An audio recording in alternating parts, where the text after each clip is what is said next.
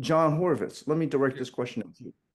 What parts of the U.S. market have you seen or expect to see significant growth? I want to have your perspective on this specifically because as a consultant, you operate across many different segments and you've Right. seen surprising growth coming from non-telecom players. In fact, all the growth probably have been from non-telecom players coming into the mobile space. I turn that over to you. Well, as my two esteemed panelists have said, the blockchain, the whole crypto world, which I don't profess to be an expert at, but that's going to be a very big growth area. Now, the whole IoT world, as machine to machine and AI and all that stuff starts to mature, and we're really in the beginning right now. That's going to create a lot of new opportunities. We heard about the travel sim. I think influencers. You're going to see whether entertainment or other types of influencers are going to start promoting more brands, like uh, again, like the Ryan Reynolds effect we had. Direct selling. I think you're going to see some MVNOs that have direct selling capabilities that don't have uh, $50 million advertising budgets or brick and mortar stores that they're going to use, sales forces to sell products.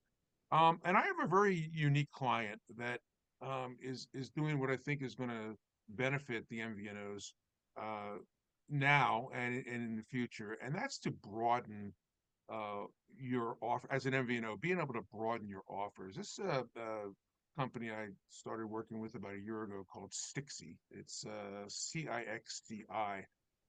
It's pronounced Sixi. They've solved the problem both at the retail level and uh, for e-commerce, where if you walk into a store today, the amount of space for accessories is very limited. You can walk over, your salesperson can take you over to the computer or iPad, and you can click on iPhone 16, and there's 300 to 400 accessories that are available for these specific models of phones. And the retailer can place the order for the customer, get it next day, and there's a zero inventory cost. At the end of the month, you square up on what you made versus what the cost was, but you're basically not having any inventory carrying costs. You're giving your customers more of a selection, and the analytics that they have on their platform. I can take any MVNO, any major retailer, and look at how many people came to their website, and then how many people actually bought a phone. And what this does, um, one obviously increases revenue, increases profits, but the other thing is, if you're in a store situation and that, especially a corporate store that doesn't have the ability to carry everything like an independent guy would, you can sell them an accessory online, again, at a zero inventory carrying cost, and get them before they go back into the car, go home, and go on Amazon or eBay or somewhere else. So you capture that sale. And it's a pretty innovative thing that's getting a lot of traction right now. And those are the types of services uh, that I think that are going to be prevalent for increased profitability and increased growth for the MVNOs and the major retail chains that are out there. Not the big box guys, but people like Mhm. people that have 300 or 2,000 branded carrier stores.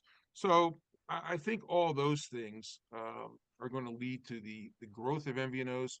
Traditional MVNOs, they're popping up every day. I mean, and some have some great differentiators. Some are trying to play the price war, which we talked about. So there's a lot of opportunity out there. And if anybody wants more information on this company or some of the other people that we Mhm. represent out there in the MVNO space, feel free to contact me. I don't know how they do that, but JON, this is my commercial, JON at atriumunlimited.com. And we'd love to chat with you. Fantastic. Anyone else like to jump in? I've got some thoughts on a few things here I think might be helpful. For the growth areas, again, we got B2C and B2B folks on this call. So in the B2B area, IoT and machine-to-machine connectivity, healthcare, we talked about virtual private care. Medicaid wants people out of the hospital. Hospital gets dinged a big number if you're back in the hospital after 3 days or something like that. So keeping you out of the hospital, and what does that require? It's remote monitoring. The other areas of private 5G networks, we're diving into an application specifically around airports. So the airport would have their own private 5G network. And so those that were on the facility and the hangars, on the tarmac around, would have secure communication specific to security, or logistics, maintaining those facilities. The other B2B area is business-centric services like unified communications wrapped into the mobility suite. The B2C, there seems to be some growth opportunities in the ethnic markets in the B2C. And then the final one, which I'll hit the bell on again, is the future is Web 3.0. Fantastic. All right, Alex, if you have any thoughts about this as well. Well, obviously, I mean, only just adding to the valuable points that John and John already made. It's for me also what is an area of growth is being an honest operator. So, I mean, if we look at Mint, you know, and their marketing, it's still kind of, I won't say it's shady, but it's kind of misleading in their communication. You know, when you see, hey, you have 3 months for free or whatever. And then you have a plan that you have to pay for 12 months and the costs increase. I think that's something that these traditional practices that you've always seen in telcos for years and years and years, these have to be broken up, you know, and we need players that play a different game, that are really serving the customer and that are transparent, honest, and really adding value to their lives. So I think that's definitely an area of growth, and we need more of these players in the US and in the world. By the way, Switzerland is not much better, or Europe in general. Thank you. Alex, good points. I've got one last one that I think you might find interesting, that most people may not think about, but rural markets.